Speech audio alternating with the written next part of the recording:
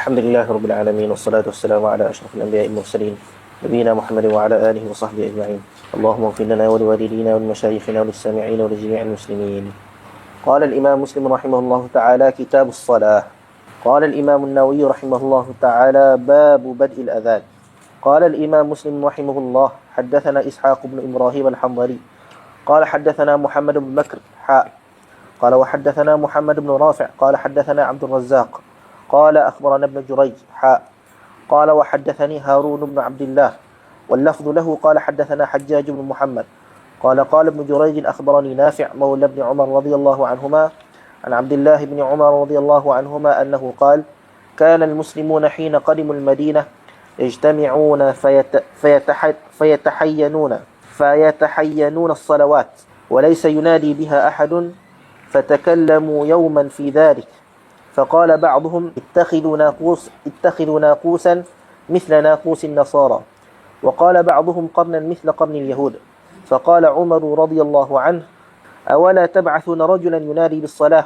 قال رسول الله صلى الله عليه وسلم: يا بلال قم فنادي بالصلاة. قال الإمام النووي: باب الأمر بشفع الأذان وإيتار الإقامة. قال الإمام مسلم: حدثنا خالف بن هشام قال حدثنا حماد بن زيد قال وحدثني يحيى بن يحيى قال أخبرنا إسماعيل بن علية جميعا عن خالد الحذاء عن أبي قلابة عن أنس رضي الله عنه أنه قال: أمر بلال رضي الله عنه أن يشفع الأذان ويوتر الإقامة. زاد يحيى في حديثه عن ابن علية: فحدثت به أيوب فقال: إلا الإقامة. قال وحدثنا إسحاق بن إبراهيم الحنظلي قال أخبرنا عبد الوهاب الثقفي قال حدثنا خالد الحذاء عن أبي قلابة عن أنس بن مالك رضي الله عنه أنه قال: ذكروا أن يعلموا وقت الصلاة بشيء يعرفونه، فذكروا أن ينوروا نارا أو يضربوا ناقوسا، فأمر بلال رضي الله عنه أن يشفع الأذان ويوتر الإقامة. قال وحدثني محمد بن حاتم قال حدثنا بهز قال حدثنا وهيب قال حدثنا خالد الحذاء بهذا الإسناد. لما كثر الناس ذكروا أن يعلموا بمثل حديث الثقفي، غير أنه قال أن يوروا نارا. قال وحدثني عبيد الله بن عمر القواريري قال حدثنا عبد الوارث بن سعيد وعبد الوهاب بن عبد المجيد قال حدثنا أيوب عن أبي قلابة عن أنس رضي الله عنه أنه قال: أمر بلال أن يشفع الأذان ويوتر الإقامة. قال الإمام النووي: باب صفة الأذان. قال الإمام مسلم: حدثني أبو غسان المسمعي مالك بن عبد الواحد وإسحاق بن إبراهيم قال أبو غسان حدثنا معاذ، وقال إسحاق أخبرنا معاذ بن هشام صاحب الدستوائي وحدثني أبي قال وحدثني أبي قال أبو غسان حدثنا معاذ، وقال إسحاق أخبرنا معاذ بن هشام صاحب الدستوائي قال وحدثني أبي عن عامر الأحول عن مكحول عن عبد الله بن محيريز عن أبي محذورة رضي الله عنه أن نبي الله صلى الله عليه وسلم علمه هذا الأذان: الله أكبر الله أكبر، أشهد أن لا إله إلا الله، أشهد أن لا إله إلا الله، أشهد أن محمدا رسول الله، أشهد أن محمدا رسول الله، ثم يعود فيقول: أشهد أن لا إله إلا الله، أشهد أن لا إله إلا الله، أشهد أن محمدا رسول الله، أشهد أن محمدا رسول الله. حي على الصلاة قالها مرتين، حي على الفلاح قالها مرتين. زاد إسحاق: الله أكبر الله أكبر، لا إله إلا الله. قال الإمام النووي: باب استحباب اتخاذ مؤذنين للمسجد الواحد. قال حدثنا ابن نمير قال حدثنا أبي قال حدثنا عبيد الله عن نافع عن ابن عمر رضي الله عنهما أنه قال: كان لرسول الله صلى الله عليه وسلم مؤذنان، بلال وابن أم مكتوم الأعمى رضي الله عنهم. قال وحدثنا ابن نمير قال حدثنا أبي قال حدثنا عبيد الله قال حدثنا القاسم عن عائشة رضي الله عنها مثله. قال الإمام النووي: باب جواز أذان الأعمى إذا كان معه بصير. قال الإمام مسلم: حدثني أبو كريب محمد بن العلاء الهمداني قال حدثنا خالد يعني بن مخلد عن محمد بن جعفر قال حدثنا هشام عن أبيه عن عائشة رضي الله عنها أنها قالت: كان ابن أم مكتوم رضي الله عنه يؤذن لرسول الله صلى الله عليه وسلم وهو أعمى. قال حدثنا محمد بن سلمة المرادي قال حدثنا عبد الله بن وهب عن يحيى ابن عبد الله وسعيد بن عبد الرحمن عن هشام بهذا الإسناد مثله. قال الإمام النووي: باب الإمساك عن الإغارة على قوم في دار الكفر إذا سمع فيهم الأذان. قال الإمام مسلم: وحدثني زهير بن حرب قال حدثنا يحيى يعني بن سعيد عن حماد بن سلمة قال حدثنا ثابت عن أنس بن مالك رضي الله عنه أنه قال كان رسول الله صلى الله عليه وسلم يغير إذا طلع الفجر وكان يستمع الأذان، فإن سمع أذانا أمسك وإلا أغار، فسمع رجلا يقول الله أكبر الله أكبر، فقال رسول الله صلى الله عليه وسلم على الفطرة، ثم قال أشهد أن لا إله إلا الله أشهد أن لا إله إلا الله، فقال رسول الله صلى الله عليه وسلم خرجت من النار، فنظروا فإذا هو راعي معزى. قال الإمام النووي باب استحباب القول مثل قول المؤذن لمن سمعه ثم يصلي على النبي صلى الله عليه وسلم ثم يسأل الله له الوسيلة. قال الإمام مسلم حدثني يحيى بن يحيى قال قرأت على مالك عن ابن شهاب عن عطاء بن يزيد الليثي عن أبي سعيد الخدري رضي الله عنه أن رسول الله صلى الله عليه وسلم قال إذا سمعتم النداء فقولوا مثل ما يقول المؤذن. قال حدثنا محمد بن سلمة المرادي قال حدثنا عبد الله بن وهب عن حيوة وسعيد بن أبي أيوب وغيرهما عن كعب بن علقمة عن عبد الرحمن بن جبير عن عبد الله بن عمرو بن العاص رضي الله عنهما أنه سمع النبي صلى الله عليه وسلم يقول إذا سمعتم المؤذن فقولوا مثل ما يقول ثم صلوا علي، فإنه من صلى علي صلاة صلى الله عليه بها 10، ثم سلوا الله لي الوسيلة، فإنها منزلة في الجنة لا تنبغي إلا لعبد من عباد الله، وأرجو أن أكون أنا هو، فمن سأل لي الوسيلة حلت له الشفاعة. قال حدثني إسحاق بن منصور قال أخبرنا أبو جعفر محمد بن جهضم الثقفي قال حدثنا إسماعيل بن جعفر عن عمارة ابن غزية عن خبيب بن عبد الرحمن ابن إساف عن حفص بن عاصم ابن عمر بن الخطاب عن أبيه عن جده عمر بن الخطاب رضي الله عنه أنه قال قال رسول الله صلى الله عليه وسلم إذا قال المؤذن الله أكبر الله أكبر فقال أحدكم الله أكبر الله أكبر، ثم قال أشهد أن لا إله إلا الله قال أشهد أن لا إله إلا الله، ثم قال أشهد أن محمدا رسول الله قال أشهد أن محمدا رسول الله، ثم قال حي على الصلاة قال لا حول ولا قوة إلا بالله، ثم قال حي على الفلاح قال لا حول ولا قوة إلا بالله، ثم قال الله أكبر الله أكبر قال الله أكبر الله أكبر، ثم قال لا إله إلا الله قال لا إله إلا الله من قلبه دخل الجنة. قال حدثنا محمد بن رمح قال أخبرنا الليث عن الحكيم ابن عبد الله بن قيس القرشي قال وحدثنا قتيبة بن سعيد قال حدثنا ليث عن الحكيم بن عبد الله بن عامر ابن سعد بن أبي وقاص عن سعد بن أبي وقاص رضي الله عنه عن رسول الله صلى الله عليه وسلم أنه قال من قال حين يسمع المؤذن أشهد أن لا إله إلا الله وحده لا شريك له وأن محمدا عبده ورسوله رضيت بالله ربا وبمحمد رسولا وبالإسلام دينا غفر له ذنبه. قال ابن رمح في روايته من قال حين يسمع المؤذن وأنا أشهد، ولم يذكر قتيبة قوله وأنا. قال الإمام النووي باب فضل الأذان وهرب الشيطان عند سماعه. قال الإمام مسلم حدثنا محمد بن عبد الله بن نمير قال حدثنا عبدة عن طلحة بن يحيى عن عمه أنه قال كنت عند معاوية بن أبي سفيان رضي الله عنهما فجاءه المؤذن يدعوه إلى الصلاة، فقال معاوية سمعت رسول الله صلى الله عليه وسلم يقول المؤذنون أطول الناس أعناقا يوم القيامة. قال وحدثنيه إسحاق بن منصور قال أخبرنا أبو عامر قال حدثنا سفيان عن طلحة بن يحيى عن عيسى بن طلحة أنه قال سمعت معاوية رضي الله عنه يقول قال رسول الله صلى الله عليه وسلم مثله. قال حدثنا قتيبة بن سعيد وعثمان بن أبي شيبة وإسحاق بن إبراهيم أنه قال إسحاق أخبرنا، وقال الآخران حدثنا جرير عن الأعمش عن أبي سفيان عن جابر رضي الله عنه أنه قال سمعت النبي صلى الله عليه وسلم يقول إن الشيطان إذا سمع النداء بالصلاة ذهب حتى يكون مكان الروحاء. قال سليمان فسألته عن الروحاء فقال هي من المدينة 36 ميلا. قال وحدثناه أبو بكر بن أبي شيبة وأبو قريب قال حدثنا أبو معاوية عن الأعمش بهذا الإسناد. قال حدثنا قتيبة بن سعيد وزهير بن حرب وإسحاق بن إبراهيم واللفظ لقتيبة قال إسحاق أخبرنا، وقال الآخران حدثنا جرير عن الأعمش عن أبي صالح عن أبي هريرة رضي الله عنه عن النبي صلى الله عليه وسلم أنه قال إن الشيطان إذا سمع النداء بالصلاة أحال له ضراط حتى لا يسمع صوته، فإذا سكت رجع فوسوس، فإذا سمع الإقامة ذهب حتى لا يسمع صوته، فإذا سكت رجع فوسوس.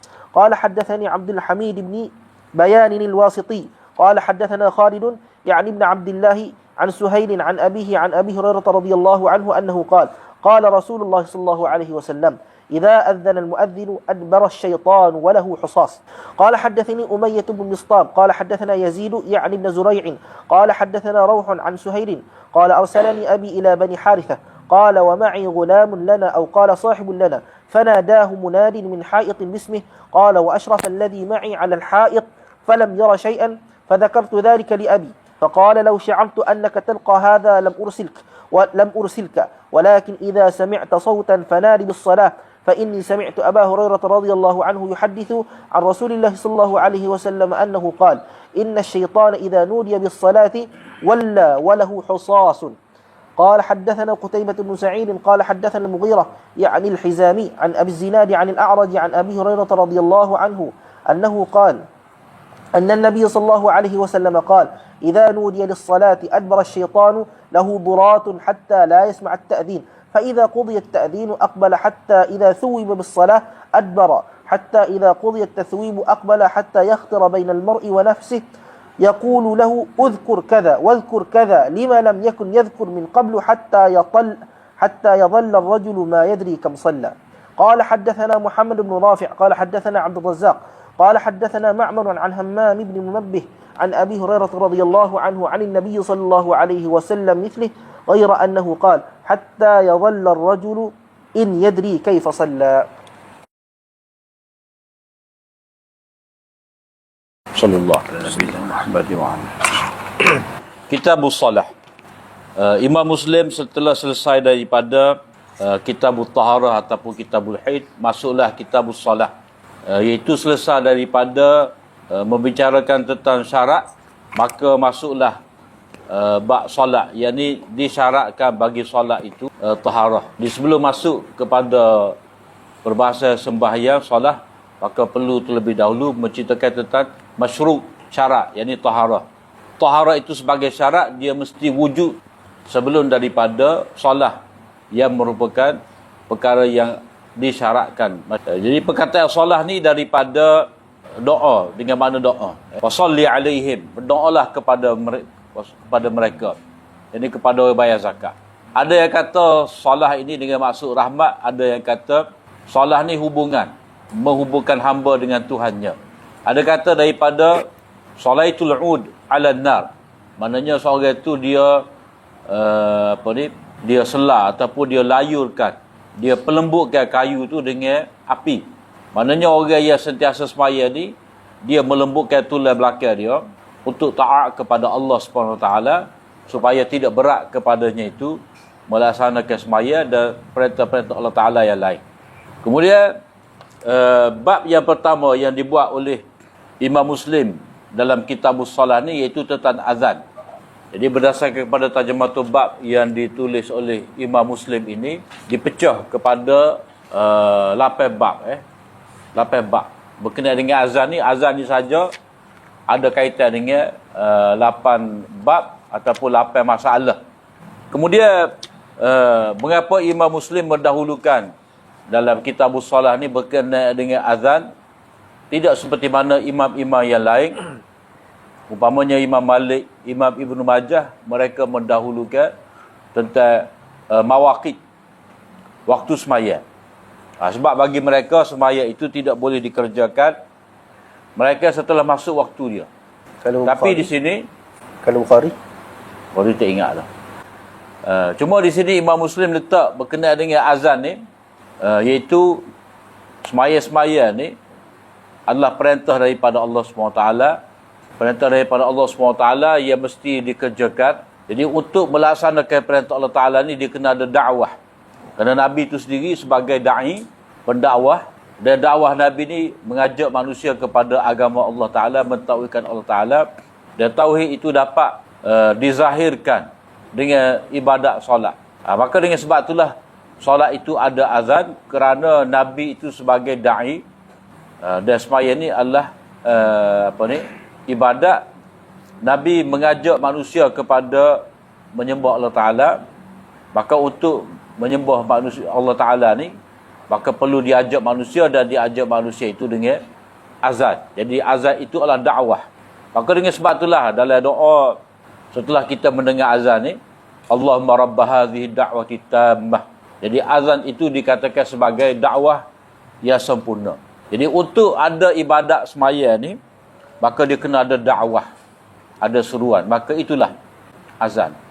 Kemudian azan ni mengajak manusia kepada sembahyang dan untuk memberitahu masuk waktu.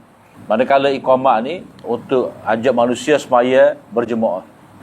Maka dengan sebab itulah kalau kira sebenarnya lepas daripada iqamah itu tidak perlu doa dah. Kerana tujuan daripada iqamah itu adalah untuk sembahyang. Jadi tidak ada waktu, tidak ada perkara lain yang perlu disibukkan oleh seorang imam, melainkan untuk meluruskan saf dan untuk akad takbir. Jadi waktu tu bukan waktu untuk berdoa, tapi waktu untuk akad takbir. Jadi perlu dibezakan antara azan dengan iqamah. Kemudian azan ni, bab yang pertama, permulaan azan, sejarah dia.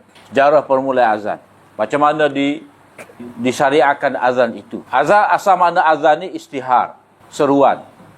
Jadi hadis yang pertama ni riwayat daripada Ibnu Umar. Katanya, orang-orang Islam ini ketika mana mereka tiba di Madinah, mereka berkumpul dan mereka tunggu untuk bersembahyang.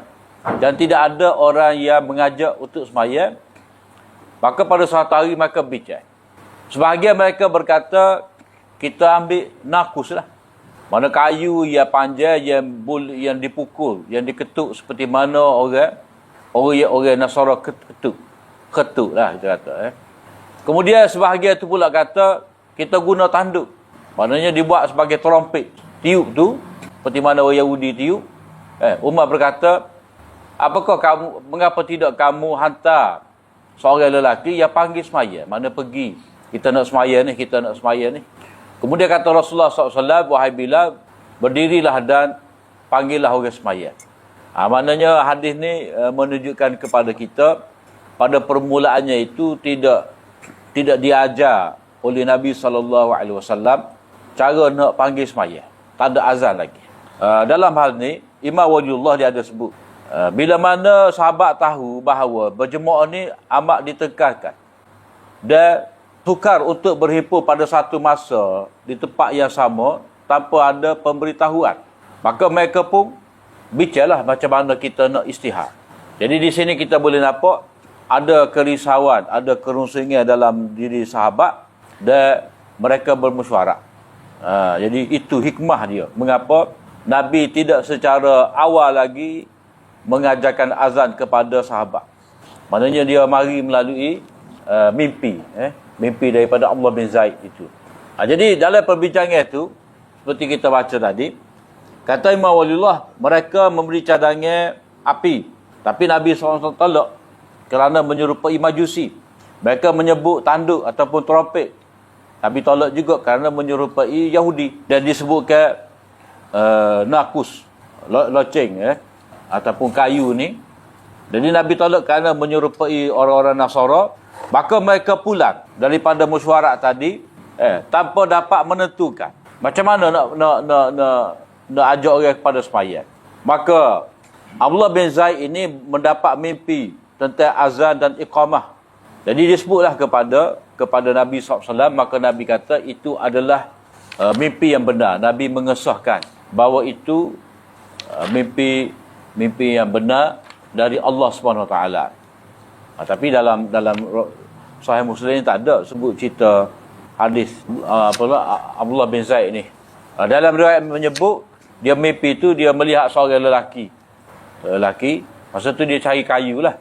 Cari kayu nak buat loceng ke apa. Jadi orang lelaki tu kata, mari aku ajarkan kepada kamu lafaz-lafaz boleh kamu sebut untuk ajak orang pada semaya. Jadi maka bangun daripada tidur itulah dia pun beritahu kepada Nabi. Dan mimpi yang sama dialami oleh Sayyidina Umar. Cuma Abdullah bin Zaid ni dia terlebih dahulu, makalah dia lah menceritakan, dan Sayyidina Umar ni dia tidak japuk lah. Dikira itu kelebihan yang Allah SWT nak bagi kepada Abdullah bin Zaid itu. Jadi cerita ni menjadi dalil yang jelas bahawa hukum-hukum itu yang pertama disyariatkan untuk kemaslahatan. Maknanya untuk kebaikan bersama ni dapat berjemaah bersama dengan bina ramai, maka perlu kepada azan. Dan azan ni untuk mengajak manusia kepada sembahyang. Jadi itu masalah azan. Mana bukan nak buat bising ataupun nak ganggu orang yang tidur kau dengan usaha apa, tetapi nak ajak orang kepada sembahyang, kerana sembahyang itulah sebesar-besar kemaslahatan. Kemudian yang kedua kata Imam Waliullah, untuk menetapkan hukum demi masalah ni, ada ruang untuk beristihad. Maknanya Nabi memberi peluang dulu pada sahabat fikir. Tidak menetapkan tu cara azan ni. Kemudian wa anna taysira aslun asil. Prinsip kemudahan ni adalah prinsip yang kukuh. Maknanya apa sebenarnya yang lebih mudah? Sebab kalau kata nak buat loceng, kena cari kayu. Kalau nak nak guna api, kena hidup api. Kalau nak guna trompet, kena cari tanduk. Kena tiup apa semua tu. Jadi hak mudahnya dengan suara yang Allah SWT bagi, orang tu boleh panggil azan. Kemudian perkara yang keempat, kata Imam Wajullah, prinsip menyalahi kaum-kaum yang mereka ni berterusan dalam kesesatan mereka. Pada perkara yang menjadi syiar agama, Allah dituntut. Maknanya kita dituntut supaya menyalahi tabiat ataupun kesesatan orang yang terlampau sesat ni. Mana orang Yahudi, orang Nasara ni, mereka sesat. Jadi orang Islam dituntut supaya menyalahi mereka, terutamanya dalam syiar agama. Kemudian yang kelima, selain daripada Nabi, mereka juga diberi ilmu dengan cara mimpi. Ada juga. Atau ditiupkan dalam diri itu maksud yang benar, akan tetapi tidak ditaklifkan manusia itu dengan mimpi. Maknanya mimpi itu boleh menjadi ilham untuk orang beriman, tapi tidak boleh buat hukum dengan mimpi. Cuma mimpi sahabat ni dapat ditentukan sebagai benar dengan wahyu Nabi. Maknanya tidak kata semata-mata mimpi Abdullah bin Zaid ni, tetapi mimpi itu disahkan oleh Nabi SAW. Umpamanya kalau kita kata sahabat buat benda ibadat baru, jadi benda tu diketahui oleh Nabi, Nabilah yang mengesahkan. Maknanya ada endorsement daripada Nabi sendiri. Maka orang yang baru ni dia rasa benda tu molek dengan alasan sahabat ada buat bidah. Maka itu tak betul, kerana sahabat dia ada takrir daripada Nabi. Jadi kita ni tidak ada siapa yang mengesahkan amalan kita. Lagipun sunnah-sunnah Nabi ni sudah banyak dah. Zikir-zikir Nabi sudah banyak dah, maka tak perlu untuk ditambah atas yang telah sabit sahih. Kemudian syubhat ni tidak akan hilang sehinggalah ditetapkan oleh Nabi. Maknanya mereka ni pilih nak ikut cara Yahudi, cara Nasara, cara Kristian ni, itu ada syubhat lah. Jadi tak hilang semua ni, melainkan Nabi sendiri telah buat keputusan. Jadi Nabi kata kena ambil cara ni, cara mimpi ni, mimpi tentang lafaz azan tadi. Maka hikmah ilahiyah menghendaki bahawa azan itu tidak hanya semata-mata memberitahu dan peringatan. Maknanya tidak kata hayya 'alas salah. Tidak kata cukup hayya 'alas salah 10 kali ke. Mari semaya, mari semaya, mari semaya. Tapi dia kena ada bal yudammu ma'a zalika an yakuna min sya'iriddin. Bahkan digabungkan bersama dengan panggilan untuk memberitahu semaya ni apa-apa yang menjadi syiar agama, di mana seruan itu diseru di hadapan semua. Orang yang lalai, orang yang cerdik, orang yang tak tahu apa sekarang ni, tanwihan biddin. Maknanya sebut Allahu Akbar tu menegaskan keesaan Allah, keagungan Allah. Kemudian ada syahadah, pada seolah-olah di situ seseorang itu mentajdid, memperbaharui iman dia. Maknanya setiap kali waktu semaya, seseorang itu dia ulang lafaz syahadah dia. Syahadah tu pertama sekali dia ketika nak masuk Islam tu. Dia nak masuk Islam tu dia ucap 2 kalimah syahadah. Bila setiap kali nak semaya ada syahadah lagi sebagai tajdid. Sebab itulah dikatakan di sini seruan azan itu tidak semata-mata panggil semaya, tetapi pengisytiharan yang benda-benda penting yang menandakan kepada syiar agama. Kemudian penerimaan, maknanya ada azan di kalangan kaum ni adalah tanda mereka tu tunduk kepada agama Allah Ta'ala. Seperti mana tadilah kita baca tadi, Nabi nak serai pada waktu subuh, tunggu dulu. Nanti dengar ada azan ke tidak. Jadi bila kata dengar azan, maknanya Nabi kata alal fitrah. Maknanya dia ni Islam. Jadi tak serai lah. Tapi kalau tidak kedengaran azan, maknanya tidak Islam, maka mereka tu akan diserai. Maksud diserai ni pergi dakwah lah. Bukan pergi serai muna gitu. Jadi pergi dakwah lu, mereka tolak Islam, tolak jizyah, barulah diserai. Maknanya Nabi dan sahabat ni dia tidak akan Tak perlulah untuk pergi ke tempat yang sudah ada dah Islam pada waktu itu. Sebab ada tanda Islam, tanda mereka tu patuh. Kerana mereka mendirikan sembahyang subuh. Fawajaba an yakuna murakkaban. Jadi sewajarnya azan itu terdiri daripada zikrullah, yakni Allahu Akbar, daripada dua syahadah. Kemudian seruan kepada sembahyang supaya jelas maksud dia tu gapo. Hayya 'alas salah. Dan satu lagi, wa ilal falah. Mana matlamat ataupun kekal kita ni dengan kejayaan yang berterusan ni melalui sembahyang. Jadi natijah daripada sembahyang ni dapat kejayaan dan kejayaan sebenar di akhirat. Dan di sini isyarat kepada hari kiamat sebagai kejayaan yang sebenar. Jadi di sini walaupun lafaz dia sedikit, tetapi azan ni mengandungi masalah-masalah akidah. Itu kata Qurtubi. Jadi gabungan kata Qurtubi dengan Imam Waliullah. Maka dengan sebab itulah Nabi SAW kata, Allahumma rabba hadhihi da'wati tammah. Itu adalah dakwah yang sempurna. Cik Imam Allah kata menilai azan ni kita dituntut untuk mukhalafah dengan orang hak akidah selain pada Islam lah. Contohnya macam nakus dengan qarn. Cuma kalau orang tanya kita, kalau gitu orang hak pakai ketuk dengan beduk dalam adat tradisi kita tu dikira lagu mana? Adakah tidak mencukupi hanya dengan azan untuk panggil orang sehingga terpaksa perlu kepada ketuk? Apatah lagi ketuk tu dia kata ketuk tu dia lebih kurang macam nakus, buat sama-sama kayu. Dia dulu tak pakai dah.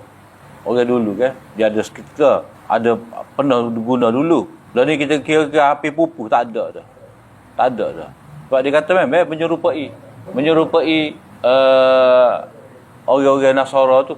Lepas tu tiba-tiba ada pula. Dah ada 2-3 masjid. Kalau balasah dalam kampung Kupas Irmah tu ada untuk beduk, tapi bukan ketuk. Dalam bandar ni ada. Jadi benda tu tak perlu.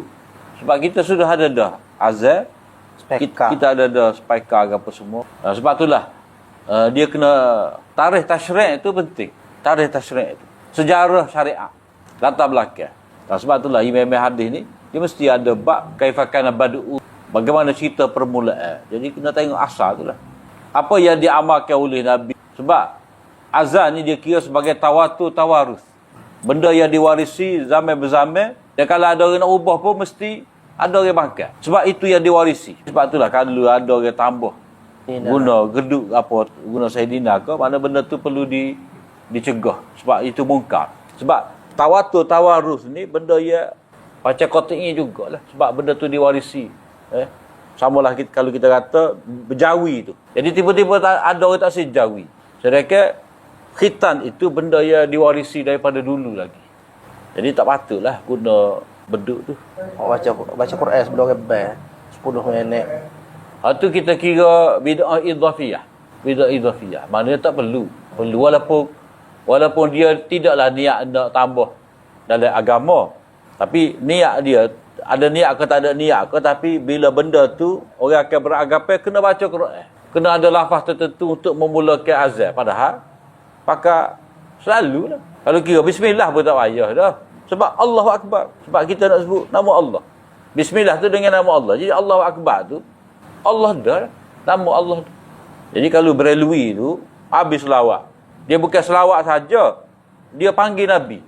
Assalatu wassalamu alaika ya Rasulullah. Assalatu wassalamu alaika ya Habiballah. Dah. Cukup 3 kali baru bas. Jadi itu selawat satu ibadat yang ditambah sebelum ibadat. Kalau tarhim, kalau Terengganu kat tarhim, baca tarhim sebelum subuh. Tarhim tu dia macam munajat lah. Munajat. Tapi munajat tu maknanya sepatutnya munajat dia lah. Bapa munajat dengan speaker tu. Ya Arhamar Rahimin irhamna ke apa semua tu dah. Dia kalau kira asalnya benda tu molek. Tapi benda tu bukan dalam keadaan nak gerak orang.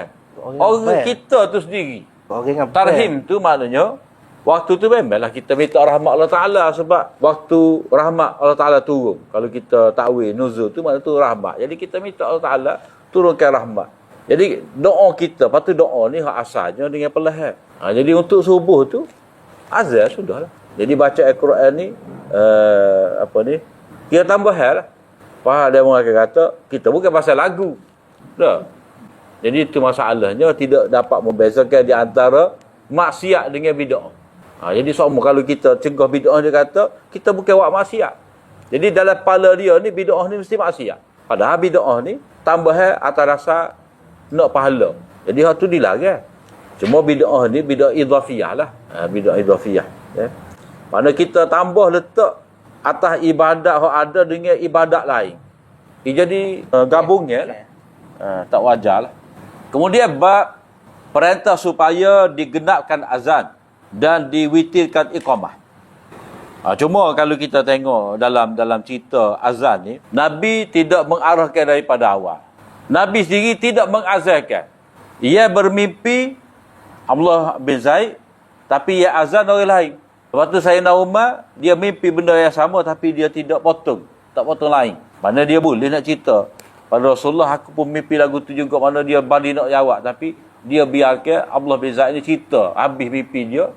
Lepas tu baru dia cerita, aku pun mimpi lagu tu. Mana di sini, kita boleh nampak hikmah dia masing-masing tu ada peran dia masing-masing. Jadi kelebihan azan tu lebih. Azan tu lebih sebagai satu kelebihan. Tapi untuk Nabi tidak.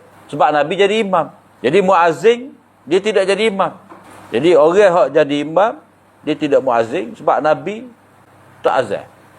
Nabi tidak azan. Tapi bukan kata tak boleh tak imam nak azan. Kalau kata masjid tu anak kocing kata imam tu bila tak mari. Jadi tak okeylah tak imam tak boleh nak bel. Dia bel lah. Cuma sebagai jawatan tetap tu tidaklah. Gomo dia belakang. Bel dia komak dia, tak imam pun dia. Dia kena bagilah. Maknanya Nabi SAW di sini mengakui kelebihan Abdullah bin Zaid ni sebagai perawi kepada azan, bila sebagai muazzin. Mana masing-masing ada kelebihan dia. Bagi hijau lah. Perintah supaya digenapkan azan dan diganjikan iqamah. Jadi untuk azan ni tak apalah. Digenapkan tu sebab tujuan dia tu bila disebut dua-dua kali, jadi masa tu lama. Jadi orang boleh dengar dan boleh cepat-cepat bersedia untuk pergi semayang, taharah apa semua. Kemudian bila sudah berkumpul dah, ada belakang dah, jadi iqamat tu kita iqamat dengan ringkas lah. Sekali. Maka tak sebelah dengan dengung gapo dak dengan mak ketika iqamat ni. Dia panjang pula. Lepas tu orang tanya, biasanya hak paling molek tempoh antara bel dan iqamat tu lama mana? Hak paling molek. Sebab dalam hadis tidak niatakan. Sebab biasanya dalam hadis Nabi kata idza ra'aitumuni faqum. Maksud kalau mu tengok aku tubik tu baru bangun. Dia kira gini lah, benda ni benda uruf lah. Maknanya orang tu dengan bel, dia sempat buang air, berwudu. Mana 10 minit tu dia ledah lah. Cuma untuk subuh ni dia kena lama sikit lah, 20 minit ke apa ke. Sebab orang akan mandi lah. Orang akan mandi. Orang nak main sunat. Orang nak main sunat subuh. Untuk ambil peluang semaya sunat. Lepas tu orang tidur. Kadang-kadang orang tidur tu habis bel baru dia bangun. Tidak wajar lah iqamat subuh tu dengan segera. Lepas tu kalau pakai hadis ia selalu dipakai oleh Hanafi, asfiru bil fajri fa innahu a'zamu lil ajri. Tunggu sehingga cerah sikit subuh tu kerana lebih besar pahala. Maknanya orang lebih ramai. Tu maksud dia. Sebab kalau ada setengah 4 kadang-kadang kita tak sudah semaya tu dia gaduh nak qamat dah. Ini klik. Dia sahut dia tak bad dia. Seperti siok sudah dia main sunat orang main sunat lagi. Tak cara dah. Dia ada dak hadis Nabi kata iqamat ni bila kamu lihat aku idza ra'aitumuni faqum. Faqum. Selagi tu imam tak mari tak hak dia lah. Tidak sedia. Mana hak ni imam ratib. Kaedah dia imam ratib, imam yang telah ditetapkan. Kalau masjid tu tak ada tak imam, maknanya masing-masing atas imam-imam ni besar ni. Jadi tak imam ni. Cuma kita duduk dalam sistem sekular ni, tak imam suku tu ngulu suku. Jadi tak imam ni macam wakil khalifah. Sebab kita kata mufti. Mufti dengan menteri besar. Ni dua jawatan besar bagi pihak raja. Bukan semata-mata keluar hukum tak, tapi dia adalah orang yang jadi wakil kerajaan, pemimpin besar. Jadi imam ratib ni imam yang orang tak boleh kacau lah. Sebab itulah dalam mazhab Hanafi, dalam masjid jamek dia tidak boleh buat jemaah kedua. Maknanya bila selesai jemaah pertama, jemaah kedua tak boleh buat. Walaupun sesat dah semaya ke apa. Dah, kita pun mari semaya buat grup kita. Tak boleh. Sebab itu dikira sebagai jalan yang boleh bawa kepada perpecahan. Sebab mungkin kata, biar takmir ni habis dulu, kita akan mari pas ni. Akan ada jemaah kedua. Jadi dah ada dua kumpulan dah. Maksudnya kena semaya sore-sore sendiri-sendiri. Berjemaah boleh. Dia bucu-bucu. Hak tak tahannya, hak baru ni, baru buat jemaah ni, suara dia gepar lagi daripada hak asal. Banyak berlaku tu, dia nak akses sikit. Dia perlu mari buat depan benar. Dia kena buat bucu-bucu jauh-jauh. Jadi bila tu diperintah, maknanya Nabi yang memerintah. Kemudian ilal iqamah ni maksudnya qad qamatis salah. Tu disebut dua kali lah. Sama lah juga dengan Allahu Akbar. Bukan kata witir tu Allahu Akbar sekali lah. Dia kata Allahu Akbar. Dia kira Allahu Akbar dua kali tu sekali. Dia mazhab Maliki kalau pergi Morocco, qamat dia sekali lah. Qad qamatis salah, Allahu Akbar. Sebab dia kata yutirul iqamah tu maksudnya dia kira semua.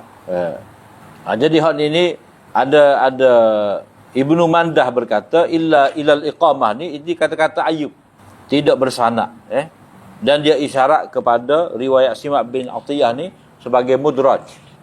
Cuma mazhab Hanafi ni dia qamat pun dua kali. Tasbih belaka. Tu mazhab Hanafi. Sebab dia kira iqamah itu dalam hadis menyebut 17 kalimah. 17 kalimah maknanya kira dua-dua lah. Jadi hak khilaf di sini maknanya ada khilaf yang mubah lah. Kata Ibnu Abil Bar. Ikhtilaf mubah. Jadi diperintah ni mana diperintah tidak sebagai wajib.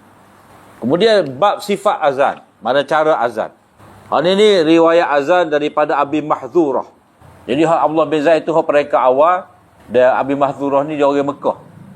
Dia jadi juru azan di Mekah selepas daripada Fatah Mekah. Jadi hak ni hak akhir lah. Rasanya Imam Muslim dia tak masuk hadis Abdullah bin Zaid tu sebab dia tengok hadis ni mutakhir dah. Dia kira gitulah. Jadi dalam lafaz hadis Abi Mahzurah ni dia panggil ada tarji'. Maknanya lepas daripada Allahu Akbar itu muazzin kata dengan suara perlahan asyhadu an la ilaha illallah. Kemudian dia pun kembali baca asyhadu an la ilaha illallah tu dengan suara perlahan. Jadi sebelum pada tu suara yang rendah. Mazhab Syafi'i, mazhab mana lagi ni? Mazhab Maliki so gitu. Dia pakai tarji' dah. Adapun mazhab Imam Ahmad, mazhab Imam Abu Hanifah tak ada tarji'. Sebab dia kata ini ni khusus untuk orang Mekah yang baru terima Islam. Terutamanya Abi Mahzurah ni, mana perlu dia mengucap tu dulu. Barulah dia melaukan dengan nyaring asyhadu an la ilaha illallah. Jadi perkara ni sebenarnya perkara tidak perkara besar lah. Maknanya kalau seorang tu nak tarjih pun boleh. Maknanya nak sebut asyhadu an la ilaha illallah dengan perlahan kemudian baru nyaring dia nak tarjih ataupun tidak boleh. Sebab ada dalam kedua-dua riwayat. Dan kita tidak boleh nak mengatakan riwayat Abdullah bin Zaid itu mansuh. Sebab tak jelas. Maka sebab itulah ada kemungkinan seperti kata mazhab Hanafi ini khusus untuk orang Mekah. Untuk Abi Mahzurah pada waktu itu. Ini kata Imam Tahawi. Imam Tahawi kata ada kemungkinan tarjih itu ada pada ketika Nabi mengajarkan azan kepada Abi Mahzurah ni kerana Abi Mahzurah tu tidak lam yamudda bizalika sautah ala ma arada Nabi sallallahu alaihi wasallam minhu. Dia tidak mengangkat, tidak menyarikan suara dia tu mengikut kehendak Nabi supaya Nabi buat. Maknanya biar betul lah. Biar nyaring baca itu. Maka dengan sebab itulah diulang 2 kali tu kata dia. Ada hadis lain Nabi suruh Bilal jadi muazzin tu. Nabi kata fa innahu kana anda saut. Anda tu kita nak terjemahkan lebih nyaring. Lebih anda ni kenyaring, lebih nada lah. So, lebih dia nada ni tak kira dia bahasa-bahasa, serak-serak bahasa. Serak-serak bahasa, tidak kata suara tu cerek apa. Suara lembut lah, suara tinggi, merdu. Tidak kata pokori lah. Qori, kata qori'ah. Nak cari qori'ah tidak cerek ni payah. Semua mesti cerek. Kadang-kadang Tok Bilal kita ni dia apa bunyi lewat. Allah. Kalau setengah Tok Bilal kapung Allah. Dia tak memegang lah dia. Lewahnya bunyi. Suara tak ada suara qarar. Moga atas sukarela tu, bukan kata temu duga daripada majlis. Jadi kata Tahawi, Nabi kata kepadanya, irji' wamdud min sautik. Ulai balik, nyarikan suara engkau. Mana Nabi tak puas hatilah masa ketika dia ajar kepadanya itu. Kata Ibnu Jauzi dalam kitab dia At-Tahqiq, Abu Mahzurah ni, dia kafir. Sebelum dia Islam, bila mana dia Islam, Nabi telah ajarkan kepadanya itu azan. Maka diulai kepadanya itu syahadah 2 kali supaya teguh. Supaya teguh. Dia ingat molek. Dan dia ulai tu di hadapan sahabat-sahabatnya yang musyrik. Sebab mereka ni tak sel lah.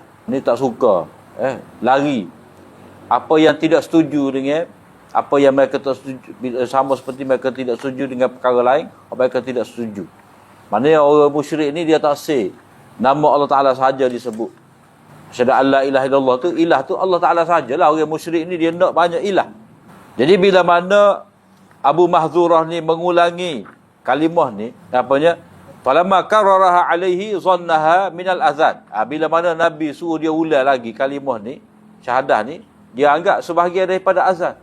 Maka dia bila 19 dengan tambah 2 tu. Ni taujih belaka ni. Satu lagi, azan Abi Mahzurah ni adalah azan orang Mekah.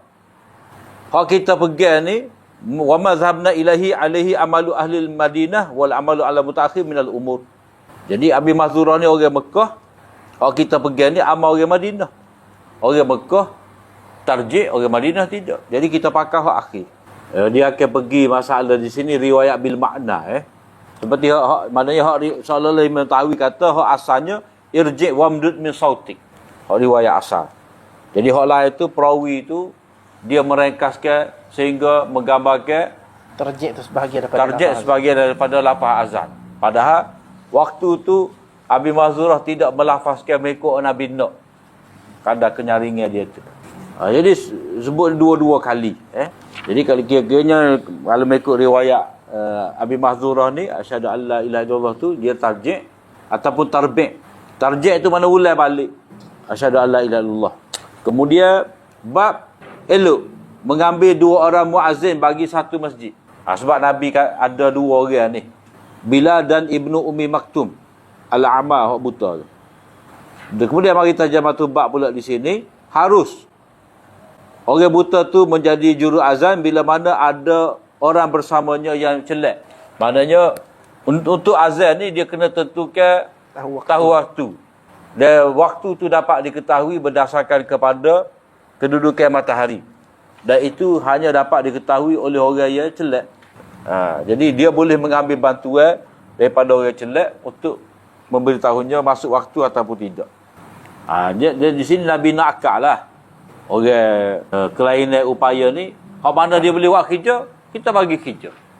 Bukan kata dia tak boleh buat apa-apa tu. Mata dia. Maknanya benda dia mampu buat, kita bagi tugas. Antara benda hak masa anak ngaji Madinah bila siapa ke bab Nabi lantik Ibnu Maktum ni jadi muazzin ni, dia kata antara sebab Nabi wi tugas muazzin kepada Ibnu Maktum ni sebab supaya orang boleh beza, terutamanya bila bel subuh. Sebab subuh ke bel 2 kali. Jadi orang boleh beza. Kalau bila bel maksudnya ni bel pertama, tidak subuh lagi. Kalau umum ke dalam hadis ke kana idza fakulu washrabu. Idza adzana Bilalun wa kulu washrabu hatta yu'adzina Ibnu Ummi Maktum. Maksudnya orang tahu. Kalau Ibnu Ummi Maktum bel subuh dah. Maksudnya orang boleh tahu. Hatta kalau di Madinah pun memang biasa dia buat gitu. Dia bel pertama subuh orang lain. Bel kedua orang lain. Tak. Bel pertama tu cuma orang tahu. Kalau hak ni tak bila ni bel, ni tak subuh lagi ni. Kalau bila ni bel, subuh. Sebab dia kata jarak tu naik tu selisih. Maknanya bila kita tengok masuk waktu fajar sadiq ke tidak. Waktu dia turun tu maknanya masuk dah subuh, maka Ibnu Maktum naik bel. Hatta idza qala asbahna. Jadi hak selisih tu bukan kata sudah bila bel selisih tengah jalan beritahu, lepas tu naik pula Ibnu Maktum bel. Lama juga antara. Maksudnya dia turun tu bukan turun selesai daripada bel. Turun tu sesar daripada tengok Fajar Shadiq. Sebab tak kira lah. Orang ni sudah best turun, lepas tu pergi naik Ibn Umi Maktum. Pedah apa best lagu tu? Jarak dia dekat. Jadi bila turun sisi dengan Ibn Umi Maktum tu, setelah dia pastikan Fajar Shadiq. Maksudnya bila best dulu pertama, lepas tu dia duduk dulu atas dia tu. duduk. Duduk dulu zikir, semaya, gapo semua. Lepas tu dia tengok subuh masuk, dia pun turun. Sebab bila dengar hak selisih tu ya, kita kadang-kadang kita salah faham kata kalau gitu semetar sangat beza antara bab pertama dengan bab kedua subuh kalau bos selisih gitu. Sebab azan tu liyarji'a qaimukum, supaya hak qiyam tu dia boleh balik rumah, hak mana tidur tu dia boleh bangun untuk sahur. Tu tujuan azan pertama tu untuk subuh. Jadi tak kiralah sudah bab bila pun bab Ibnu Maktum tak logik lah. Jadi hak dia turun tu setelah dia mengesahkan Fajar Shadiq. Tapi dia mau kata di Terengganu, dia mau buat lagi lah ni tak? Mana? Bab pertama subuh di Terengganu. Kalau di Pulau Pinang memang tu biar Tak boleh. Boleh. Boleh. Maksud dia suruh best 30 minit. Kalau di Untuk puasa lah. tidak puasa lah, untuk luar bulan puasa pun. Kalau di Perlis tu 45 minit. Ada kampung Ana tu bulan puasa. Dia azan pertama tu 15 minit sebelum azan sebenar kata, "Oh, tak apa. Buat cemah orang. Kita tengok je." Mana? Biarlah pukul 4 ke. Tak, sejam ke 45 minit ke. Jadi Allah kana Ibnu Umi Maktum yu'azinu li Rasulillah. Mana dia mengazankan untuk Rasulullah, maknanya dia dilantik oleh Nabi. Dia bekerja bagi pihak Nabi untuk azan. Walaupun dia buta, mana Nabi mengangkat kedudukan dia ni. Jadi kalau dia ni buta, macam mana orang lain kalau ada kekurangan ni? Maknanya asalkan orang tu ada kelebihan pada suara, boleh. Budak ke? Kalau pada zaman dah ni ngajar hak bunyi tu kan. Perlu lagi ke? Kalau dulu ialah maksudnya kena ada, kalau orang buta nak best, kena ada orang celak rakyat dia masuk dalam waktu. Kalau macam ni kita ada jam bunyi kalau masuk waktu tak nak. Maknanya teknologi itu menggantikan manusia. Mana dia tak bergantung pada orang, dia bergantung pada gadget ke. Tak apa. Allah.